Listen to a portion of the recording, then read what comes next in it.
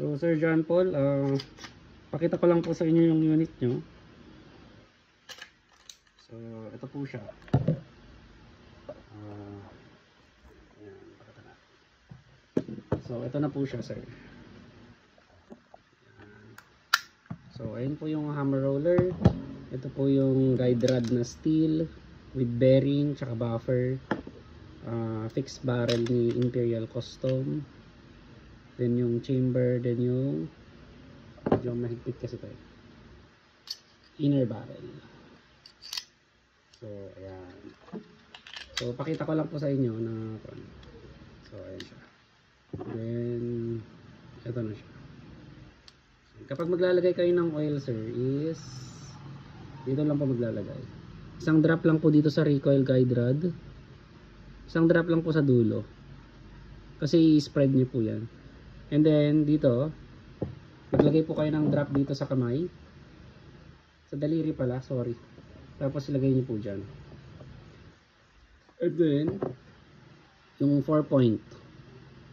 Isa, dalawa, tatlo, apat. Then dagdagan natin 4 point kasi dun sa tunay na Glock 5. So dyan lang po yan, sir. So sa tunay na Glock 4 lang po yun. Hindi kasi nilalagyan ng tawag dito ng langis doon sa gitnang sa center portion ng firing pin niya.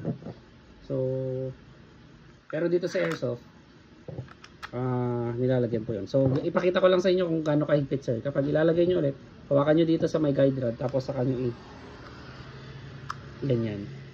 So hintayin nyo mag tumaas tong mga to. Kapag tumaas na yung dalawang yan, okay na. So nakita nyo, lagyan pa natin dito. Nilalagyan ko pa dito, sir.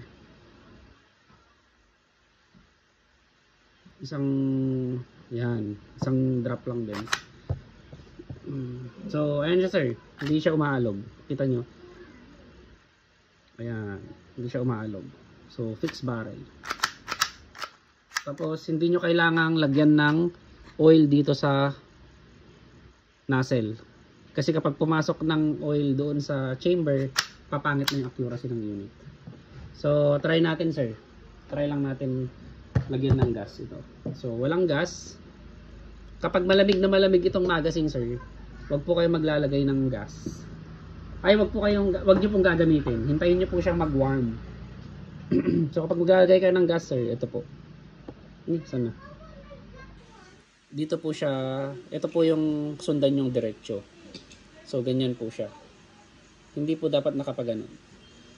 So diretso siya. Then 1 2 3 4 5 6 7 8 1 8 9 10 11 12 13 14 15 16 17 18 19 20 21 22 23 24 25 26 27. So yun lang, sir. Fully drained kasi to, kaya dinagdagan ko ng kaya marami, 27 counts. Pero kung hindi naman siya fully drained, mga 10 to 15 counts, okay na. Counts ang ginagamit ko sa hindi second.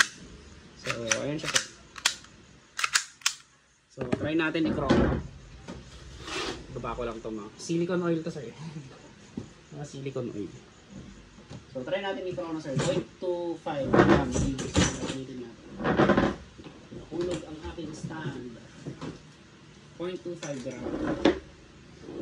So ayan ang ating chrono stand. So try natin. Gagamitan natin ng 0.2, sir. Tignan lang natin yung chrono niya. 0.2. So saan yung 0.2 ko? 0.2. Ito yung 0.2.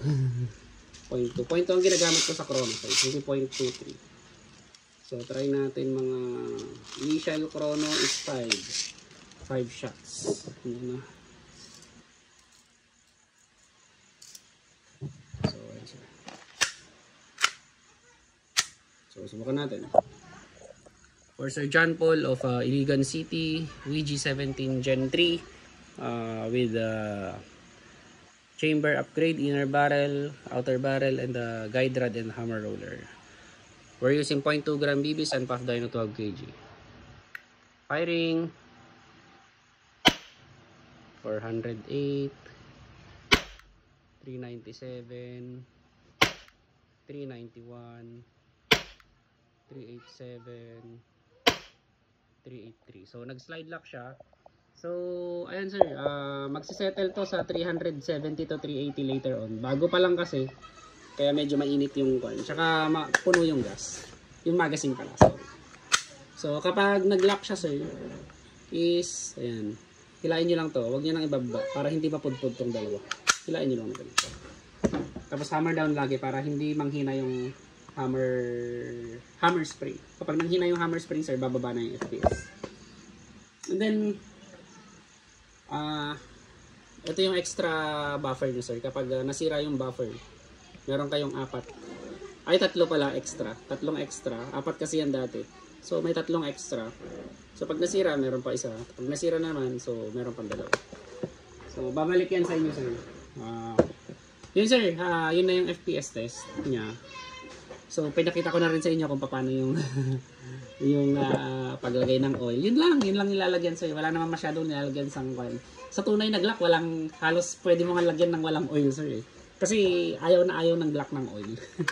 So kapag tatanggalin niyo yan sir, hilain nyo lang to. Yun yan, parang tunay. Tapos babaan yung ganyan to. Babaan yung ganyan. Tapos, ito kasi, yung tunay kasi bababa na yan. Ito kasi, mahigpit yung chamber. Kaya igagano nyo siya. So, ayun. Tapos, hammer down lagi kapag may ginagawa kayo. Para hindi manghina yung hammer spring. Kapag humina yung hammer spring, bababa na yung FPS. So, ayun. Walang shortcut. Ay, walang secret. Silicone grease yung nilagay ko dito sir, hindi silicone oil. Dito sa may loob sa loob. Dito sa labas, pinahiran ko lang ng silicone oil. So, ayun siya sir. Kung gusto niyo pa ng mas malambot, pwede ko pang palambutin to. Kung gusto niyo sir.